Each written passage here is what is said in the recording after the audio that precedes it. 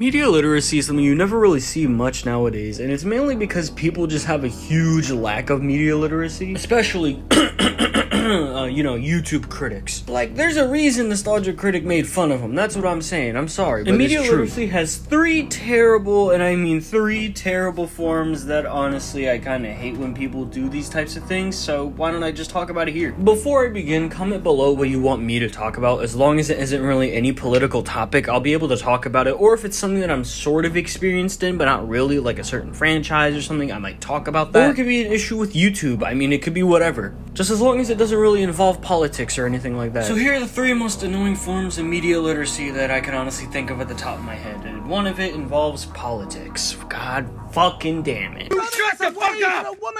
Politics is where rationality and everything else just goes to die in favor of dumb, mindless thought because of a political party. On the left-leaning side, if there's like a damsel in distress, or if there's like not much diversity in a game, they're gonna shit bricks and be like, oh, why does the woman need saving? She could save herself and not anything from that man. Or, this game is gonna flop, it's ruining gaming because this game does not have much diversity. Represent. And then on like the right-leaning side, if there's like an ethnic person or, you know, a woman in a fucking show or movie, they're gonna be like, oh, this ain't my show. This is what like pandering. This is pandering to those people. This is just pandering levels, bro. This is just pandering and just gonna suck because it's just a woke media and whatnot. Judging shit based off your political ideology is fucking stupid because not everything is going to follow it. And not every form of media is going to follow some political thing. It's not gonna follow any form of politics involving you. And plus, the author doesn't intend for you to take it in this way, so why are you even taking it in that way? It's like someone is showing you one thing, but then you think of another and you say that other. And plus this whole thing of like, oh, if you like this movie, you're SJW left-leaning gay cuck, or if you don't like this movie, you're a fucking Trump supporter, you're a fucking neo-Nazi Trump supporter. Like, I remember when The Last Jedi dropped, and rather than people review it calmly, they had to get involved with politics and be like, actually, if you like this movie, you're a SJW soy boy cuck who likes watching your girlfriend get fucked. And if you don't like this movie, you're just a bigot, you're a racist, you're a homophobe, you're every little bit of phobic in the book, learn some tolerance, and you're privileged. Like, it's okay if you're trying to analyze the politics in a universe, but like when you think of everything as political, then you're just fucking irrational. Not everything is going to follow your political ideology, and not everything is going to be political. Politics is literal brain rot, and that's an example of politics being brain rot. Not everything is going to be super socially progressive, okay? Especially shit that was made 20 years ago, and speaking of shit that was made like 20 or 10 years ago,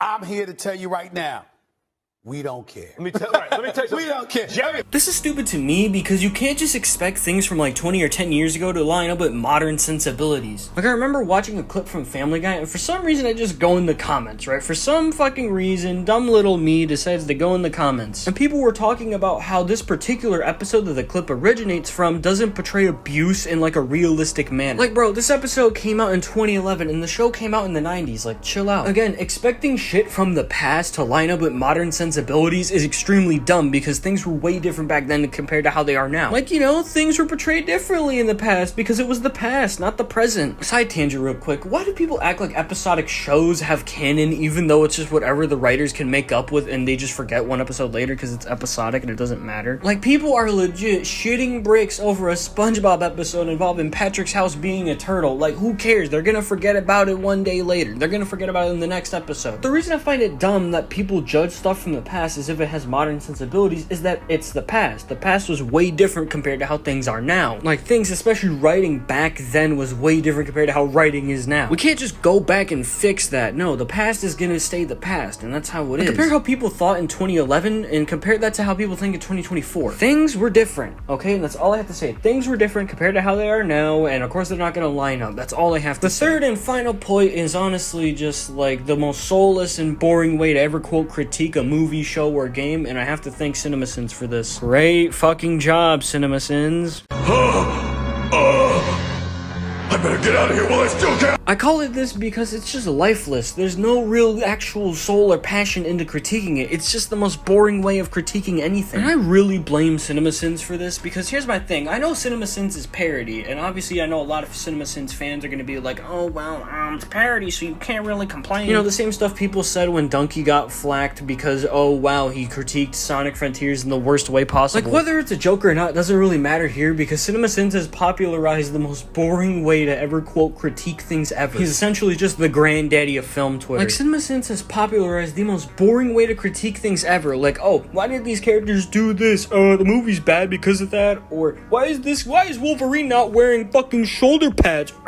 Horrible. Like, when you look at every single small, minute detail and then try and critique it like it's so big, or you're trying to inflate it to where it's this huge thing, it's not even reviewing, it's just nitpicking. Now, my apologies if it seems like, you know, I'm going too harsh on CinemaSins, but again, sadly, he has popularized that very boring way of critiquing media. And sadly, it's not getting better for either one of these three versions. People are going to be doing a lot of this shit, especially with Marvel movies or any other movie or any popular franchise. My only real advice is to actually teach people media literacy and like how they could actually improve themselves on it, because a lot of people need it, especially YouTube critics, or as I like to call them, film school dropouts. My only word of advice is to actually help people when it comes down to their media literacy, and until that happens, we're going to have more schlop video essayists like the movie cynic. Please don't watch his content is very horrible. Like, I'd rather believe in Joe Hendry Wood. No, fuck! Say his name and he appears.